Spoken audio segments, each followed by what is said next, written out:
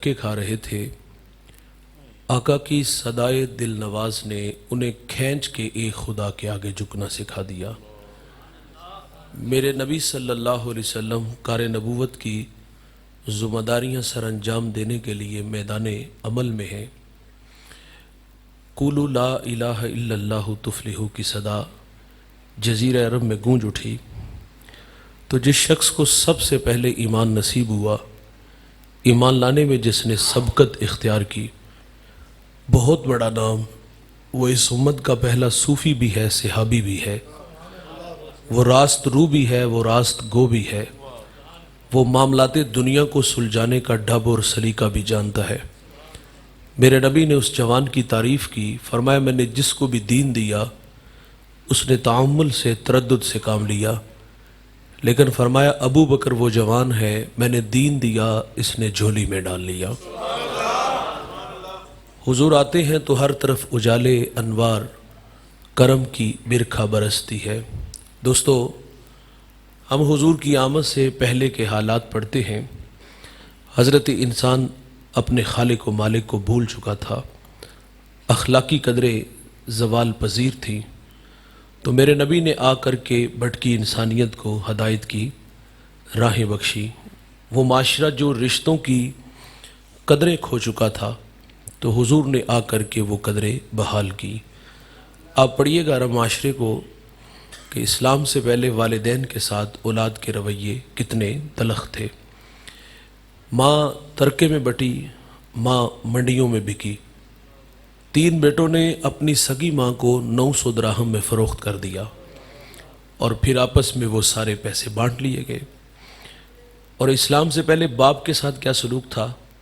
एक बहुत बड़ा फ़लसफ़ी अपने वालिद को ज़द्दोकोब कर रहा था। किसी ने कहा कि इस बूढ़े का जुर्म क्या है, तो उस समाज का पढ़ा लिखा बेटा कहता है कि मैं आलम बाला में था तो इसने मुझे आलम असफल में धकेल दिया, अब ये इसी लायक है कि इसको मारा जाए। अबू अला मुर्रा बहुत बड़ा दानश्वर मरने लगा तो किसी ने कहा कि जब तू मर जाए तो हम तेरी कब्र के कतबे पर क्या लिखें। तो उसने कहा कि मेरी कब्र के कतबे पर लिखना कि ये वो है जिसको इसके वालिदैन ने जन्म दिया, लेकिन ये गलती इसने नहीं की। उसने शादी नहीं की थी, उसके बीवी बच्चे नहीं थे। ये इस्लाम से पहले वालिदैन के साथ औलाद के रवैये थे। तो मेरे करीम ने आकर के जन्नत को खींच के माँ के कदमों तले रख दिया। इरशाद फरमाया कि जन्नत तुम्हारी माँ के कदमों तले है, और फरमाया अल्लाह की रज़ा वालिदैन की रज़ा में है और अल्लाह की नाराज़गी वालिदैन की नाराज़गी में है। मेरे नबी ने आकर के माँ बाप की कदरें बहाल की। यहाँ रुकिएगा दोस्त, वो सागिर ने कहा था कि कौन कहता है कि जुल्मात ने दम तोड़ दिया है। हम फिर अंधेरों में चले गए यार। हुजूर ने आकर के रिश्तों की कदरें सिखाई, और माजरत से कहूँगा आज माँ बाप औलाद के रवैयों से सख्त दुखी और नाला हैं। कभी ज़माना था कि माँ बाप नाराज़ होते थे तो रातों की नींद उछाड़ हो जाती थी। हाँ, उतनी देर तक चैन नहीं आता था जितनी देर तक इनसे माजरत नहीं कर लेते थे। और आज माँ बाप औलाद से डरती है कि कहीं जालिम मुंह पे थप्पड़ ना मार दें। मुझे एक बुढ़िया मिली, मेरे मिलने वाले थे, चेहरा उतरा हुआ था। खैरियत पूछी तो फूंट फूंट के रोने लगी। तो मैंने कहा कुछ बताएं तो सही। मुझे कहती आज बेटे ने मुंह पे थप्पड़ मारा है। मेरा हाथ पकड़ा, सर पे रखा, करीब था कि सर फट ही जाता।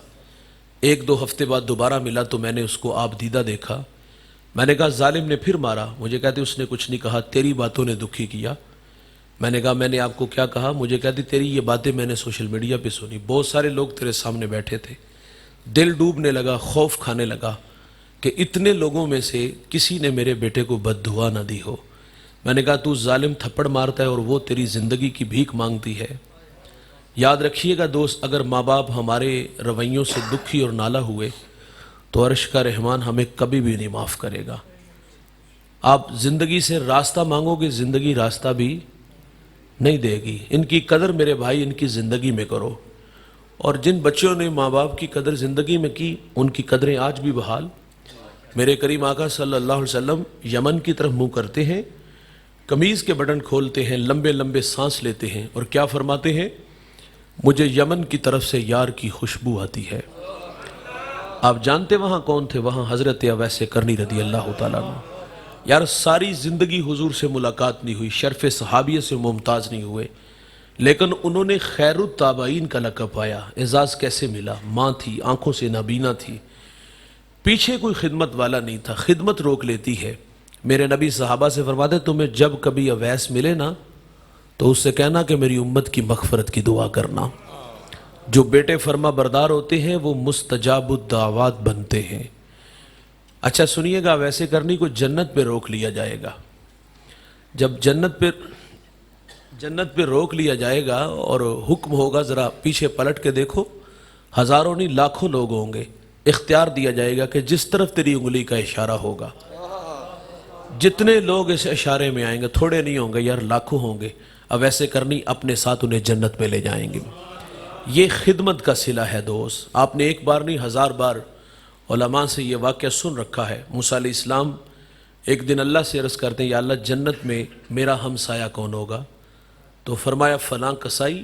آپ اس کا عمل ڈھونڈنے کے لیے اس کی دکان پہ آئے، اپنے بارے میں خبر نہیں دی کہ میں اللہ کا نبی موسیٰ علیہ السلام ہوں، اس کے مہمان بن کے اس کے گھر آئے، اور جب یہ گھر داخل ہوئے تو سب سے پہلا کام کیا کیا؟ اس نے لکڑیاں جمع کی، آگ جلائی، اس پہ ہنڈیاں رکھی اور اپنے ہاتھوں سے کھانا بنایا۔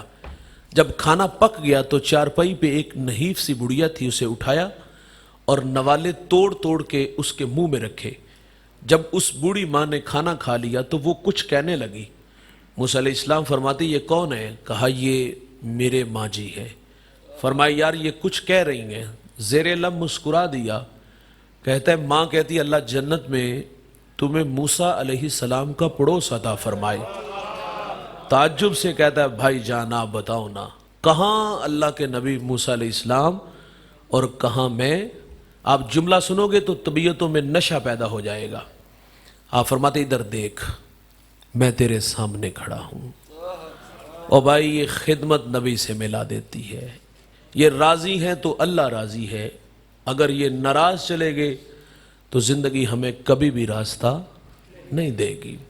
ان کی قدر ان کی زندگی میں میرے نبی نے قدریں سکھائی۔ جنت فرمایا تمہاری ماں کے قدموں تلے، اور عمل رسول اللہ صلی اللہ علیہ وسلم نے ماں کا ادب کر کے بتایا۔ مصلی امامت اور تا حد نظر اصحاب ہیں، حضور کی آنکھوں میں آنسو ہے، حضور کو ماں یاد آ گئی۔ یار یہ مکی دور نہیں، یہ مدنی دور ہے۔ یہاں آداب کی آیتیں اتر چکی ہیں، یہاں صحابہ کتار اندر کتار کھڑے ہیں۔ میرے بھائی جس نے دکھوں کا دور دیکھا ہونا، خوشحالی آئے تو انسان آرزو ضرور کرتا ہے کاش میرے ماں باپ ہوتے تو میرے سر پر عزت کی دستار دیکھتے۔ میں اور آپ اپنا اپنا ماضی پلٹ کے دیکھ لیں، ہم کل تک کہاں کھڑے تھے؟ ایک وقت کا ہوتا تھا، ایک وقت کا ہوتا ہی نہیں تھا۔ اچار سے روٹی کھا لیتے تھے، گنڈے سے کھا لیتے تھے، گڑ سے کھا لیتے۔ ہمیں تو یاد آتا ہے بھائی ہار محسوس بھی نہیں کرتے، وہ لسی اور لسی میں نمک مرچ ڈال کے اس میں روٹی بھگو کر کے کھا لیتے تھے۔ وہ کسی نے کہا تھا نا کہ بابا جی سارے نا مزیدار چیز کیڑی ہوتی ہے؟ تو اس نے کہا تھا پتر بھوک ہوندی ہے۔ یاد آتا ہے غربت کا زمانہ، اجڑے ویران دسترخوان، اور ویسے بھی غربت امتحان بہت بڑا ہے۔ اللہ اکبر۔ میں شار ابراہیم خلیل پہ بیٹھا تھا تو میرے ساتھ میرے ایک ہم سفر علامہ سلیم صاحب، ہمارے درمیان ایک احرام سے لپٹا جوان آیا، اس کے چہرے پر آثار تھکن تھے۔ میں نے بے تکلفی میں اس کے کندھے پہ ہاتھ رکھا، میں نے کہا تھک گئے ہو؟ کہتا ہے یہ میرا چوتھا عمرہ ہے۔ میں نے پوچھا کہاں سے ہو؟ کہا کشمیر سے۔ حالات پوچھے، کہتا ہے میرے اپنے خاندان کے 17 افراد شہید ہو گئے۔ میں نے ان سے معاشی حالات پوچھے تو کہتا ہے وہاں غربت ہے اور مجھے بھی کسی نے عمرہ کروایا ہے۔ اور اس نے جو بات آگے سنائی نا اس نے تڑپا دیا۔ وہ کہتا ہے مولانا ایک دعا کیا کرو، غربت ایک جگہ پہ نہ ٹھہرے، یہ گھر بدلتی رہے۔ وہ کہتا ہے ستم یہ ہے کہ یہ گھر نہیں بدلتی، جب یہ گھر نہیں نہ بدلتی تو ہمارے بھرم ٹوٹتے ہیں۔ غربت بہت بڑا امتحان ہے، یاد آتا ہے نا دوست، وہ اجڑے ویران دسترخوان، اور آج دسترخوان پہ انواع و اقسام کے کھانے۔ انسان کی فطرت ہے یار، انسان آرزو کرتا ہے کاش میرے ماں جی ہوتے، ابا جی ہوتے۔ وہ قسم پرسی کا زمانہ تھا یار، اور آج اللہ نے اتنا عطا کر دیا، کاش ماں باپ ہوتے۔ کبھی زمانہ تھا دوست کوئی گلی محلے میں نہیں جانتا تھا، اور ستم یہ ہے اور تلخ حقیقت یہ ہے کہ کوئی رشتہ دار بھی نہیں پہچانتا تھا۔ ویسے بھی جو ہمارے مشاہدے میں چیزیں آئیں، غریب کا رشتہ دار ہوتا کوئی نہیں. غریب تو کسی کو کال کر لے تو نواب کا بیٹا کال نہیں ریسیو کرے گا، قرض نہ مانگ لے، قرض دے دیا تو واپس کہاں سے کرے گا. غریب خوددار ہوتے ہیں دوست، ہاتھ پھیلانا توہین جستجو جانتے ہیں. وہ تو رشتوں کی قدروں کو جانتا تھا، یہ چچا کا، یہ تائے کا، یہ ماموں کا بیٹا، لیکن وہ کیا جانتا تھا کہ جہاں دولت ڈیرے جماتی ہے وہاں رشتے اور قدریں بدل جاتی ہیں. زندگی میں تھوڑے لوگ دیکھیں جنہوں نے اپنے آغاز کو یاد رکھا کہ میں کہاں سے شروع ہوا تھا اور آج کہاں آ کے کھڑا ہوا. اکثر لوگ معذرت سے کہوں گا اوقات بھول جاتے ہیں. ان لوگوں کے لیے ایک جملہ ہے، بھائی جان اوپر جانے میں بڑا ٹائم لگتا ہے، اور ہم مشورہ دیتے جب اوپر جاؤ نا تو راستے میں آپ کو کچھ لوگ ملیں گے، ان کے ساتھ رابطے میں رہیے گا. کبھی کبھی اوپر سے نیچے بھی آنا ہوتا ہے، اور جب نیچے آؤ گے تو وہی لوگ راستے میں ملیں گے. رابطہ اچھا ہوا تو زندگی آسودہ گزرے گی، اور اگر رابطہ اچھا نہ ہوا بھائی تنہا رہ جاؤ گے، کوئی منہ بھی نہیں لگائے گا. اوپر جانے میں ٹائم لگتا ہے لیکن اوپر سے نیچے آنے میں کچھ زیادہ ٹائم. کبھی زمانہ تھا یار یہ مانتے ہی نہیں تھے، یہ پہچانتے ہی نہیں تھے. آج کسی کا بھتیجا، بھانجا، بھائی، دوست، دور کا رشتہ دار انسان ڈھونڈتا ہے کاش ماں باپ ہوتے. یار کبھی پاس سائیکل نہیں تھا، آج جہازوں کے سفر، آج دوڑتی گاڑیاں، فلک بوس عمارتیں، بنگلے، پلازے، کیا کچھ نہیں اللہ نے دے دیا. انسان آرزو کرتا ہے کاش میرے ماں باپ ہوتے. میرے ایک دوست نے گاڑی لی، میں نے مبارکباد دی تو اس کی آنکھوں میں آنسو تھے. میں نے کہا یہ خوشی کے ہیں یا ماضی کی تلخیاں؟ وہ کہتا ہے ایک زمانہ تھا ماں بیمار ہو گئی اور میرے پاس اتنے پیسے نہیں تھے کہ میں ماں کو گاڑی پہ بٹھا کے ہاسپٹل لے جاتا.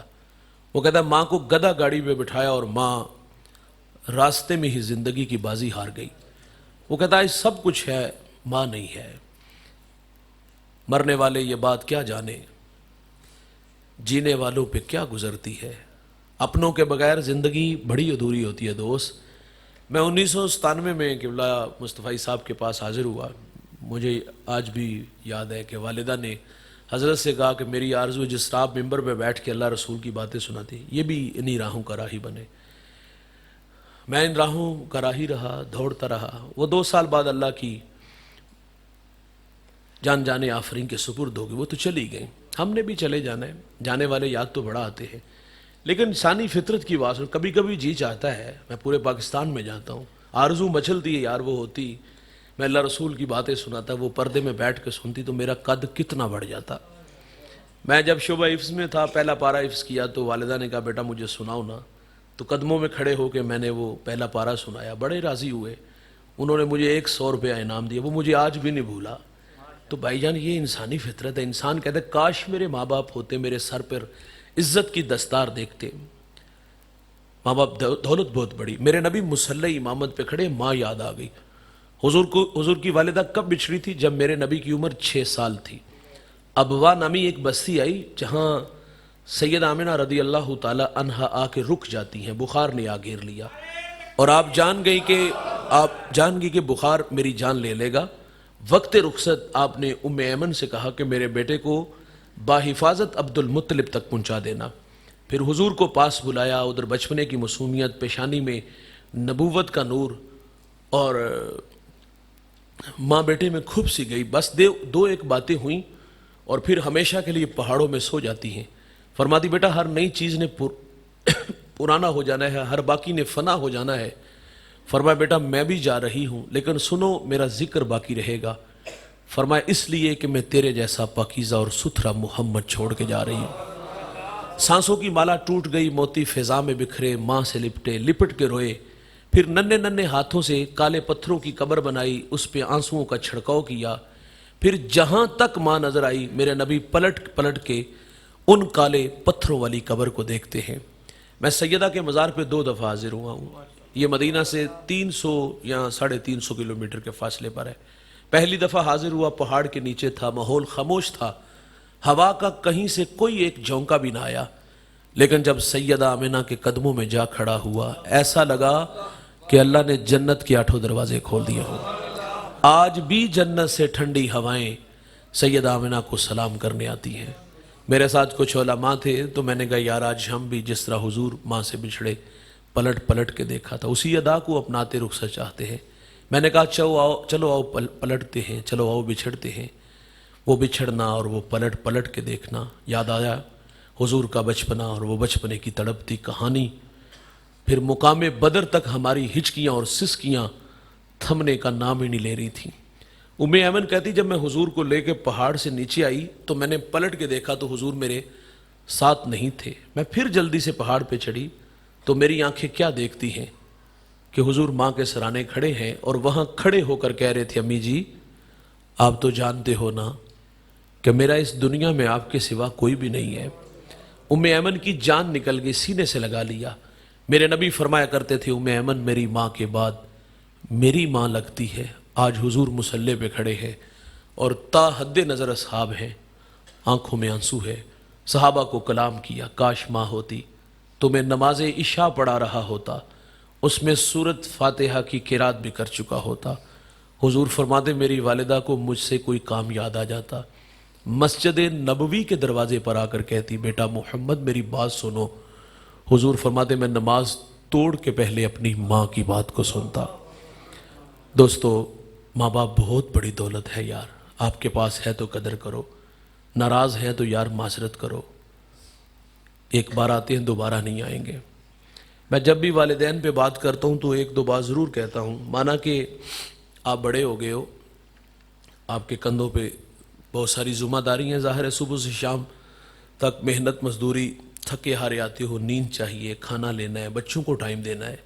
میں یار صرف اتنا کہتا ہوں یار کیا 24 گھنٹوں میں سے 1 گھنٹہ ہم اپنے ماں باپ کے لیے مختص نہیں کر سکتے؟ پوند بایا کرو یار، گپ شپ لگایا کرو، ان کے لیے تحائف لایا کرو، کبھی پھول لے آئے، کبھی کپڑے لے آئے، کبھی یار انہیں باہر گھمانے پھرانے لے جایا کرو، کبھی کھوڑ لے جایا کرو یار، کسی اچھے ہوٹل سے کھانا کھلانے لے جایا کرو۔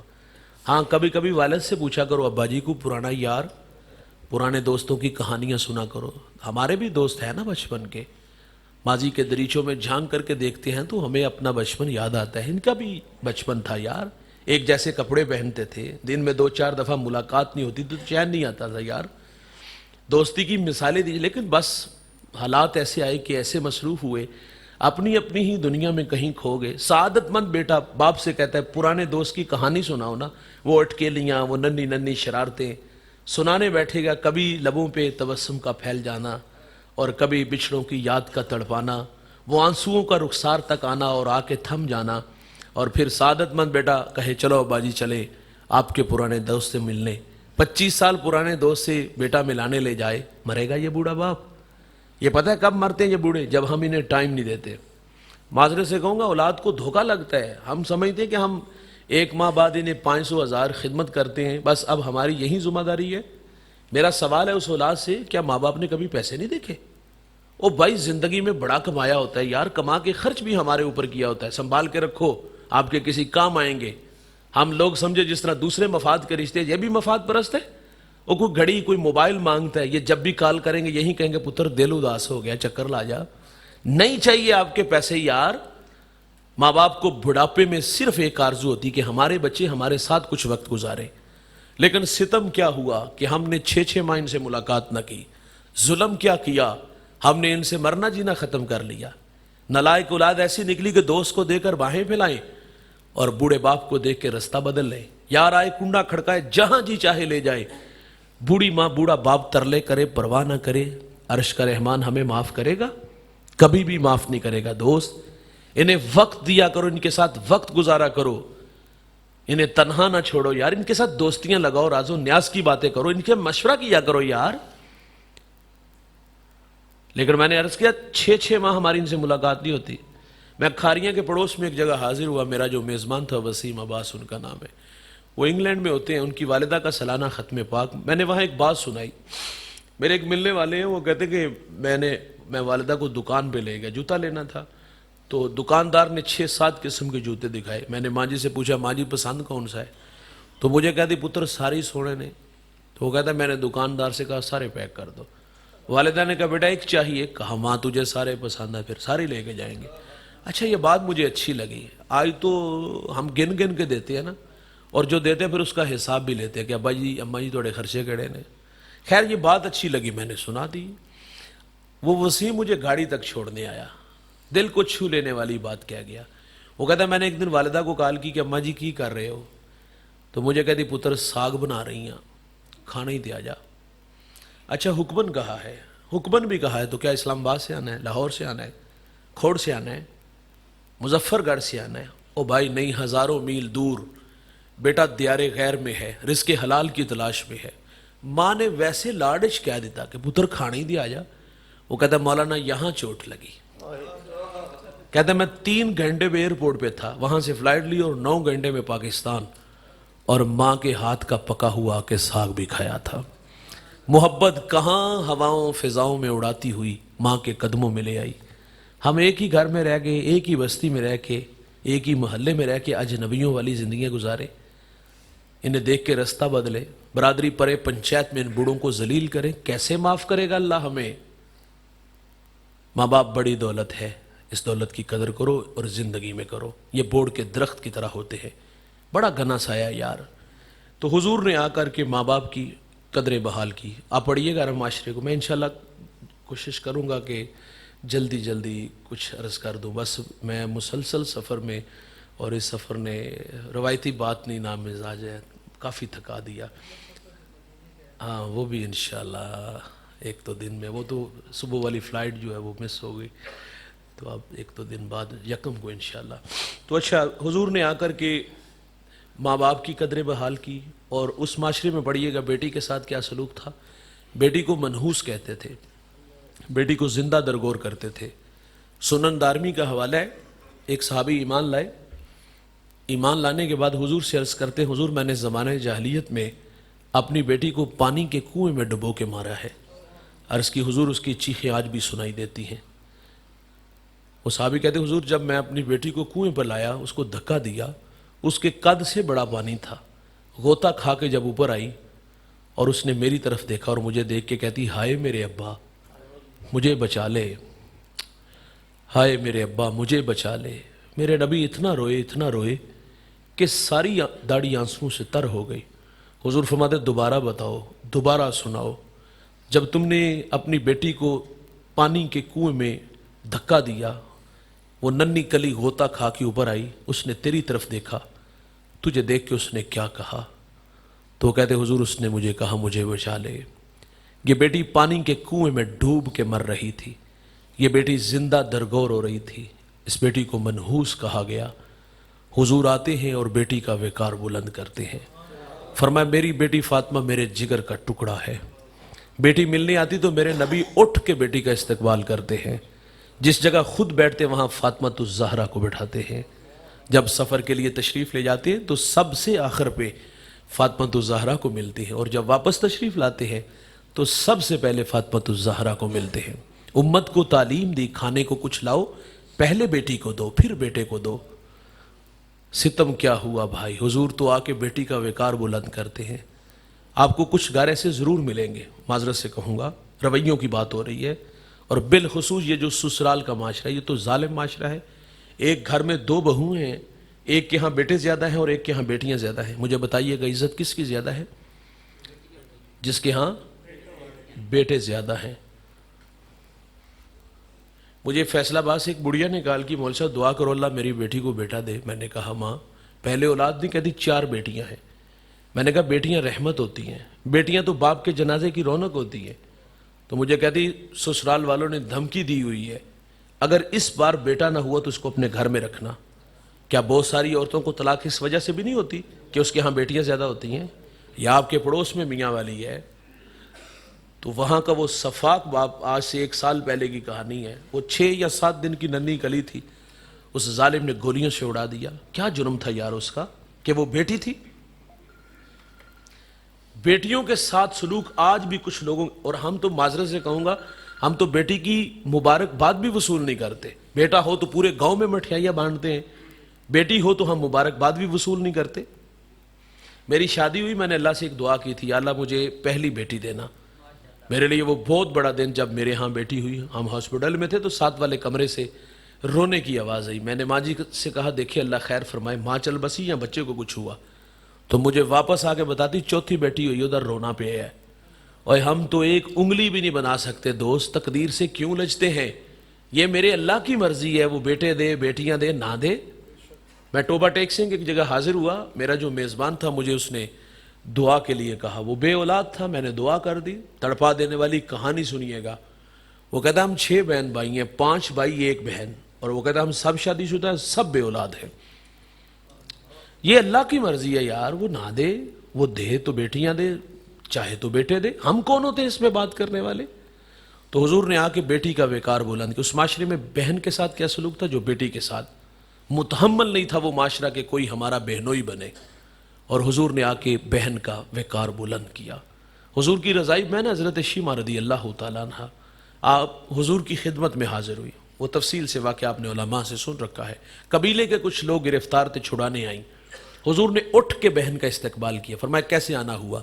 عرض کی حضور ہمارے قبیلے کے کچھ لوگ گرفتار ہیں، چھڑانے آئی۔ حضور فرمایا اس کام کے لیے آئی ہو؟ عرض کی جی بھائی جان۔ فرمایا اس کام کے لیے آپ کو زحمت کی ضرورت نہیں تھی، آپ پیغام بیچتی، میں محمد سب چھوڑ دیتا، سارے غلام چھوڑے، اور پھر بہن کو بہت سارے تحائف دیے، دروازے تک چھوڑنے آئے، صحابہ کو جمع کیا۔ فرمایا میں جب بھی کوئی کام کرتا ہوں مشورہ کرتا ہوں، لیکن آج نہیں کیا۔ عرض کی حضور ہماری مجال بھی کیا ہے؟ فرمایا آج اس لیے مشورہ نہیں کیا، میرے دروازے پر میری بہن آ گئی تھی۔ بہنیں بھائیوں کے پاس آئیں تو بہنوں کو بھائی خالی ہاتھ نہیں موڑتے، اور بہنوں کی جھولیاں بھر کے بھیجنا یہ محمد عربی کی سنت ہے۔ اچھا بعض کا تو ہوتا ہے اس طرح ہے کہ ہم نے جہاں بہن کی شادی کی ہوتی ہے نا، وہ لوگ خوشحال ہوتے ہیں، اور ہم بعض کا حالات ایسے ہوتے ہیں کہ اس کی خدمت کرتے ہوئے بھی ہمیں آرسی محسوس ہوتی ہے۔ یہ 500,000 اس کی حیثیت کیا ہے؟ دیا کرو یار۔ یہ جو 500,000 خدمت کر کے بھیجتی ہو نا، سسرال جا کے اپنی ساس کو، اپنے شوہر کو، سہیلیوں کو بتاتی ہے میرے چھوٹے ویر نے دیتے نے، اے میرے بڑے پیسوں کی بھوکی نہیں ہوتی یار، لیکن جو گھر والوں سے، بھائیوں کی طرف سے، والدین کی طرف سے خدمت ہوتی ہے ان میں طاقت بڑی ہوتی ہے یار۔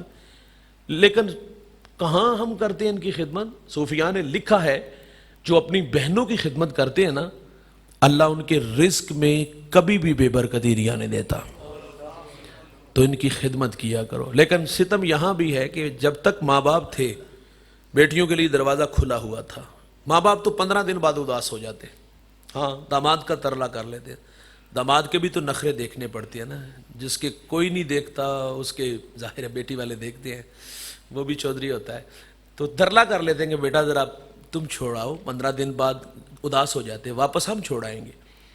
ماں باپ چلے گئے، یہ 6 ماہ ہمارے گھروں میں نہیں آتی، معذرت سے ہمیں ان کی یاد بھی نہیں آتی، یہ تو بیچاریاں چھٹیاں گزارنے آ جائے تو ہمارے رویے دیکھ کے واپس چلی جاتی ہیں۔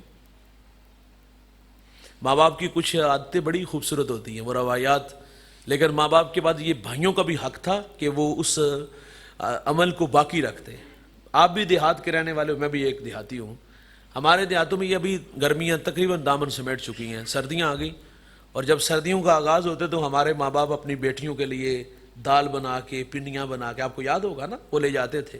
بھائی جان ماں باپ چلے گئے تو کیا ماں باپ کے جانے کے بعد بھائی بھی تو باپ کی جگہ پہ ہوتا ہے، یہ رسم جو ماں باپ کی طرف اچھی رسم تھی اس کو باقی رکھا؟ وہ کہتا ہے فتنہ مغرو لتھیا جان چھوٹی۔ ہاں یہ رویے ہم نے دیکھے ہیں یار، اپنی بہنوں کی خدمت کیا کرو، رزق میں بے برکتی نہیں ہوگی یار، رزق اللہ بڑھا دے گا۔ یہاں ہم نے خدمت کیا کرنی، ہم تو ان کا حق کھا جاتے ہیں۔ مجھے ایک صاحب نے کال کی بہن تحفہ دے تو لے لینا چاہیے، یہ بھائیوں کی بعض کا کال، کسی بہن کی آج تک کال نہیں آئی کہ وہ کہے کہ بھائی تحفہ دے تو لے لینا چاہیے۔ میں نے کہا کیوں نہیں جی بھائی، تحفہ دینے سے محبت بڑھتی ہے، کتاب کپڑوں کا جوڑا نہیں، اس کے حصے کی زمین ہوتی ہے۔ پہلی بات تو یہ ہے کہ بہنیں وار دیتی ہیں بھائیوں پہ، بہنوں کو بھائیوں سے عزیز کچھ نہیں ہوتا، اور دوسری بات بہنوں کو ڈر بھی ہوتا ہے، اگر اپنا حق مانگا نا تو بھائی بچوں کو نفرت کا درس دے گا، پھوپھی نو منہ نہیں لانا، مر گیا تینوں میرے جنازے تیریاں تکے دے کے، کیا غلط کیا اس نے؟ بھائی تو 1 انچ پہ ذبح کر دیتا ہے ایک دوسرے کو، اور بہن کا سارا مال کھا گیا، پھر بھی وہ بیچاری ڈرتی ہے آپ سے، پھر بھی ڈرتی ہے وہ ہم سے معذرت۔ اچھا ہم نے کچھ بہنیں ایسی بھی دیکھی ہیں کہ بڑھاپا آ گیا، بچے مزدور ہیں، بیٹیاں جوان ہو گئی، بڑھاپے میں آ کے بھائی کا ترلا کر دی، لجاجت سے کہ بھائی جان ہے میں کبھی بھی نہ آتی، بس میرے حالات ایسے ہیں، بچوں کے ہاتھوں مجبور ہو گئی ہیں، وہ بھی مجھے کہتے ہیں کہ اپنا حق لو، اور میرا حق ہے بھی آپ کے پاس۔ 25 سال بہن کا حق کھانے والا بھائی ظاہر ہے فصل اگائی، نفع اس نے خود لیا، بہن کو تو اس نے جب رخصت کیا تھا تو وہ تھوڑا سا سامان جہیز کا دیا تھا، یہاں ایک فریج دے دی، ایک بھینس دے دی، یہی کچھ ہم دیتے، اس سے زیادہ کچھ نہیں کرتے. تو بہن کا حق 25 سال کھانے والا بھائی، آج بہن ترلا کرنے آئی ہے کہ بھائی مہربانی کرو، تو یہاں اٹھا کے لے آتے ہم نظریہ اپنی.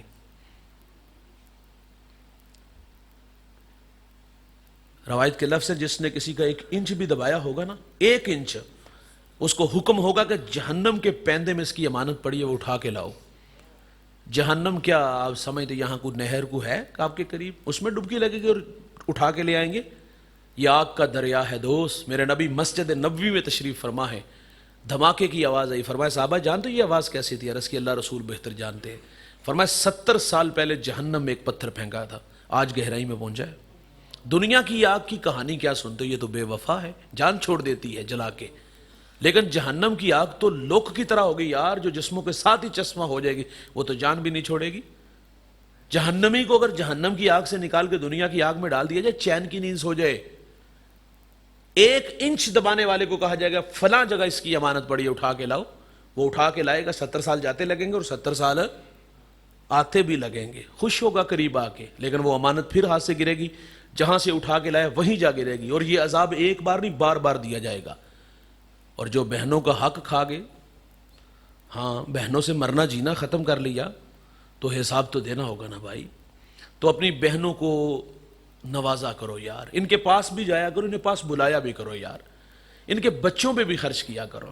ہمارا کہنا ہے بہنیں ولی بنا دیتی ہیں، بہنیں ماں کا روپ ہوتی ہیں یار. بہنوں کے ہاتھ بھائیوں کے لیے ہر وقت اٹھے رہتے ہیں. ویسے یہ ہمیں اچھی لگتی کوئی نہیں، لیکن بھائیوں کے حق میں اچھی بھی بڑی ہوتی ہے یار. اور میرے نبی نے اس پہ ہی گفتگو سمیٹ لیں گے. بیوی کو عزت عطا فرمائی.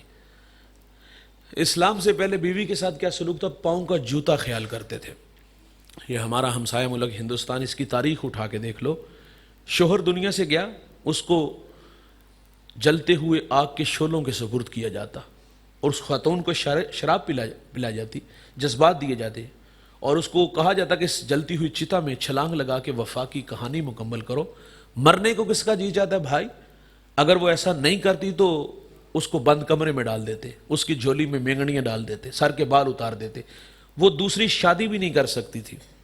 تو میرے نبی نے آ کر کے بیوی کا وقار بلند کیا. سیدہ خدیجہ رضی اللہ تعالیٰ عنہ فاطمہ الزہرا سے فرماتی بیٹا جاؤ ابو سے کہو کہ وہی کے وقت جو چادر آپ کے کندھوں پہ ہوتی تھی وہ مجھے عطا کر دے. سیدہ فاطمہ حضور کے پاس حاضر ہوئی، عرض کی ابا جان امی چادر مانگ رہی ہیں. حضور فرماتے بیٹا جاؤ امی سے پوچھو چادر کیا کرنی ہے. آپ واپس گھر آتی تو حضور بھی تشریف لے آئے. فرمائے خیریت؟ عرض کی حضور بطور برکت کفن کے لیے ساتھ لے جانا چاہتی ہوں. میرے نبی فرماتے چادر مانگی ہے، اگر جلد بھی مانگتی تو میں محمد تمہیں وہ بھی عطا کر دیتا. سیدہ عائشہ رضی اللہ تعالیٰ عنہ پانی نوش فرما رہی، فرمایا اس میں سے کچھ بچا لینا. انہوں نے بچا لیا. حضور فرماتے ہیں کہ اب یہ بتائیں کہ آپ نے کہاں ہونٹ رکھ کے پانی پیا؟ عرض کیا حضور یہاں ہونٹ رکھ کے، میرے محمد وہیں لب رکھ کے پانی پیتے ہیں. حضور نے آ کر کے عورت کا وقار بلند کیا. کچھ گھر ملیں گے بھائی، بلکہ بہت ساری مل جاتے ہیں.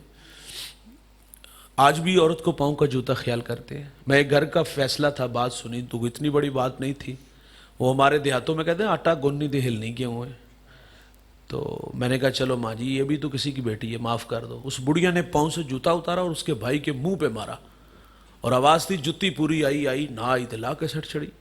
کوئی مرد بات کرتا تو میں بحث کرتا، یہ عورت کے بارے میں کہہ رہی ہے، یہ بھی تو کسی کی بیٹی، اس کے ہاں بھی تو بیٹیاں ہیں، تو کیا یہ پاؤں کا جوتا ہے؟ میرے نبی تو آ کے بیوی کا وقار بلند کرتے ہیں یار، اور ہم پاؤں کا جوتا خیال کرتے ہیں.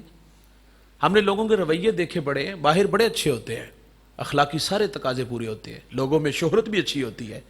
وہ میاں صاحب فرماتے لوکی منو منہ آتے ہول چڑھا کے مل دے. باہر اچھے ہوتے، گھر میں کیوں نہیں اچھے ہوتے؟ اگر کسی کو دیکھنا کہ کتنا اچھا، اس کی نجی زندگی دیکھو. ہمارے گھر میں فرعونی لہجے ہوتے ہیں، معذرت سے کہوں گا یار. باہر اچھی ہو تو گھر میں بھی اچھے رہا کرو. آخری بات اور اسی پہ گفتگو سمیٹ لیتے ہیں. میں نے عثمان بن طلحہ کی زوجہ کا بیان پڑھا، دل کو چھو لینے والا. آپ فرماتی میرے شوہر میں 6 خوبیاں جو مجھے متاثر کر گئی. شوہر میں 6 خوبیاں ہونا دوست، گھر بڑا خوبصورت لگتا ہے. اگر آپ کے پاس ہیں تو مبارک، اگر یہ 6 خوبیاں نہیں تو ہم مشق تو کر سکتے ہیں، کوشش تو کر سکتے ہیں۔ آپ فرماتی میرے شوہر کی اچھی عادت، گھر آتے تو مسکراتے ہوئے آتے ہیں، اور دوسری اچھی عادت، جب یہ گھر سے جاتے ہیں تو مسکراتے ہوئے جاتے، آتے بھی مسکراتے جاتے بھی مسکراتے، اور ہم آتے جاتے صرف گالیاں دیتے ہیں۔ اچھا، بعض لوگوں کے پاس دلبری کوئی نہیں ہوتی۔ وہ ہمارے ایک ملنے والے ہیں، وہ کہیں ملازمت کرتے تھے، بات سناتے ہیں کہ میں ایک دفعہ میرے صاحب نے کہا گھر میں کچھ کام ہے، ذرا ان کی تھوڑی سی مدد کرو۔ وہ کہتے ہیں میں گیا تو ڈرائنگ روم میں حضرت کی تصویر لگی ہوئی تھی صاحب کی، تو اس میں وہ انہوں نے ہلکی سی اسمائل دی ہوئی تھی، مجھے بڑا اچھا لگا، میں بھی دیکھ کے مسکرانے لگا۔ تو مجھے دیکھ کر کے وہ گھر والی، اس نے کہا آپ مسکرائے کیوں؟ اس نے کہا ویسے ہی۔ اس نے کہا نہیں بتاؤ نا۔ تو کہا مجھے صاحب کے پاس 25 یا 30 سال ہو گئے کام کرتے، تو میں نے انہیں کبھی مسکراتے نہیں ہوئے نہیں دیکھا، آج تصویر میں مسکراتے دیکھا تو اچھا لگا۔ تو وہ کہتے ہیں کہ وہ مجھ سے بھی زیادہ کھل کھلا کے ہنسی۔ میں کہا باجی تو انہوں کی ہویا ہے؟ انہوں نے کہا یہی تصویر وہاں کے میرا نکاح ہویا سی، اور میری بھی کل کمائی یہی۔ اچھا، بعض لوگ پتہ نہیں کس طرح کے ہوتے ہیں، یقین جانو۔ تو میں سمجھتا ہوں عورتوں کا ہی حوصلہ ہے کہ اس طرح کے مردوں کے ساتھ زندگی گزار دیتی ہیں، وہ ماں باپ کی عزت لے کے بیٹھ۔ اچھا، تیسری اچھی عادت آپ فرماتی میرے شوہر کی، یہ خرچ دینے میں بخل نہیں کرتے۔ میاں بیوی کا جو رشتہ ہوتا ہے نا بڑا بے تکلف ہوتا ہے، بیوی شوہر سے خرچ مانگنے میں جھجک محسوس نہیں کرتی، اور شوہر اپنی حیثیت کے مطابق دے گا، اور یہ ڈیوٹی شوہر کی ہے۔ میں معذرت سے کہوں گا، میں اختلاف کرتا ہوں اس بات سے، کوئی بے ادبی نہیں، کوئی گستاخی نہیں۔ بعض اوقات ہم بہت آگے اوپر چلے جاتے ہیں نا کہ یہ ڈیوٹی ہے ہی نہیں میری۔ عورتیں تو چھوٹی چھوٹی باتوں پہ جھگڑتی ہیں، ناراض ہوں تو خرچے بند کر دیتی ہیں، تو یہ شوہر کا کام تھا نا، اور شوہر کو ہی کرنا چاہیے تھا، شریعت کوئی مواخذہ نہیں کرتی اس پہ۔ تو چوتھی اچھی عادت آپ فرماتی خرچ دینے میں بخل نہیں کرتے، اور ایک فرمایا کہ معاف فرمائیے گا، یعنی کہ یہ ایک تو خرچ دیتے ہیں اور دوسرا خرچ دینے میں بخل بھی نہیں کرتے، اور پانچواں فرمایا کہ جب میں ان کا کوئی کام کر دیتی ہوں تو یہ میرا شکریہ بھی ادا کرتے ہیں۔ بیوی اگر کھانا پیش کرے، کھانا اچھا ہے، تو 2 محبت بھرے کلمات کہہ دینے میں یا 500,000 انعام دینے میں کیا حرج ہے؟ اسی نے پتر نو صحابہ چ رکھی، اس طرح زیادہ چوڑیاں ہوندیاں نے۔ یہ اس کا، وہ ایک پیر صاحب مرید کے گھر گئے، کھانا پیش ہوا، کھانا لذیذ تھا، کہا ذرا اپنی بیوی کو پردے میں بلاؤ، تو کہا بیٹا آپ نے کھانا بڑا اچھا بنایا، تو وہ رونے لگی۔ تو پیر صاحب نے کہا بیٹا آپ تو مجھے شرمندہ کر رہی ہو، میں تو تعریف کر رہا ہوں۔ اس نے کہا رونا آپ کی بات میں نہیں ہے، اس درویش پہ، یہ جو آپ کا ملنگ ہے نا، مرید ہے، اس پہ رونا آیا ہے۔ وہ کہتے مجھے اس کے نکاح میں اتنے سال ہو گئے، اس نے کبھی نہیں کہا تو نے کھانا بڑا اچھا بنایا۔ یار یہ انسانی فطرت ہے، وہ حوصلہ افزائی کا محتاج ہوتا ہے۔ میرے نبی گھر تشریف لائے، اہل خانہ سے فرمایا کھانے کو کچھ ہے؟ عرض کی حضور سالن نہیں ہے، سرکہ روٹی ہے۔ فرمایا لے آؤ۔ میرے نبی سرکے سے روٹی کھا کے کیا فرماتے؟ واہ واہ، سرکہ تو بڑا ہی اچھا سالن ہوتا ہے۔ ہمارے گھر میں 3 گھنٹے لگ کے کھانا بنا۔ کبھی کبھی ہوتا ہے کھانے میں کوئی نمک مرچ کا مسئلہ آتا ہے، اگر کوئی کھانے میں نمک یا مرچ زیادہ ہوتا ہے، حضرت کے تیور دیکھنے والے پہلے تو گھور کے دیکھے گا، پھر گالی دے گا، پھر برتن اٹھا کے دیوار سے مارے گا، اور آگے سے آواز تیری ماں نے تینوں کھانا بنانا نہیں سکھایا؟ معذرت سے بھائی، آپ کو کسی نے بولنا بھی نہیں سکھایا؟ یہ کوئی رویے ہیں؟ اور چھٹی عادت اور بہت بڑی عادت، اگر اس ایک بات پہ عمل کر لیا جائے تو طلاق کی ریشو کم ہو جائے۔ یقین جانو ہمارے پاس روزانہ کی بنیاد پر دارالافتاء میں ایک لمبی لائن لگی ہوتی ہے، طلاق کے مسائل نہیں پوچھنے آتے، طلاق کا حل نکالنے آتے کہ مول صاحب 6 بال ہو گئے نے، ان کیڑے پاسے جائیے۔ صرف ایک بات پہ اگر عمل کر لیا جائے، آپ فرماتی میرے شوہر کی اچھی عادت، اگر کسی بات پہ تکرار ہو جائے، ناراضگی ہو جائے، تو یہ مجھے بہت جلد معاف کر دیتے ہیں۔ اور ہم کیا کہتے ہیں؟ پتر ان 6 مہینے لوا، یدی عقل ٹکانے آئے۔ یہ 6 ماہ کو ہماری بہن بیٹی کو لگوائے، ہمیں اچھا لگیں گے؟ اور یہ 6 ماہ جو لگواتے ہیں نا نوجوان، اور پھر اپنے دوستوں کو بھی مشورہ دیتے ہیں کہ میری زندگی آسودہ ہو گئی، اصل میں ان دوستوں سے کہوں گا معذرت سے، ایسے خطرناک دوستوں سے بچ کے رہیے گا، یہ آپ کا گھر اجاڑ دیں گے۔ اور یہ 6 ماہ جو لگواتے ہیں اور کہتے ہیں کہ اب میری زندگی آسودہ ہے، خاک آسودہ ہے۔ ماں باپ سمجھاتے تھے کہ بیٹا تیری 2 بہنیں گھر میں بیٹھی، تو طلاق لے کے آگے ان کا رشتہ کون دیکھنے آئے گا؟ وہ تو اپنے ماں باپ کی عزت کو لے کے وہاں بیٹھی ہوئی ہے، وہ تو ایک جانور کے ساتھ زندگی گزار رہی ہے۔ اور میں ایسے شوہر سے کہتا ہوں اپنی بیوی کے دل کی تلاشی ضرور لینا۔ آپ کے لیے کوئی دل میں کوئی جذبات، کوئی محبت، کوئی اداسیاں ہیں؟ کچھ بھی نہیں ہوتا یار، وہ صرف اس بات کو لے کے بیٹھی ہوتی ہے کہ اگر میں طلاق لے کے چلی گئی تو میری بہنوں کا کیا بنے گا، میرے بوڑھے ماں باپ کا کیا بنے گا، یا ماں باپ نہیں ہے تو بھائیوں کے دروازے پر کیسے جا کے زندگی گزاروں گی، اور یہ کہتا ہے میں 6 مہینے لوائے نا میری زندگی اسودہ ہو گئی ہے۔ معاف کرنے والا مزاج رکھو یار، درگزر کا پہلو غالب رکھو۔ میرے نبی آتے ہیں تو آ کر کے رشتوں کی قدریں بحال کرتے ہیں۔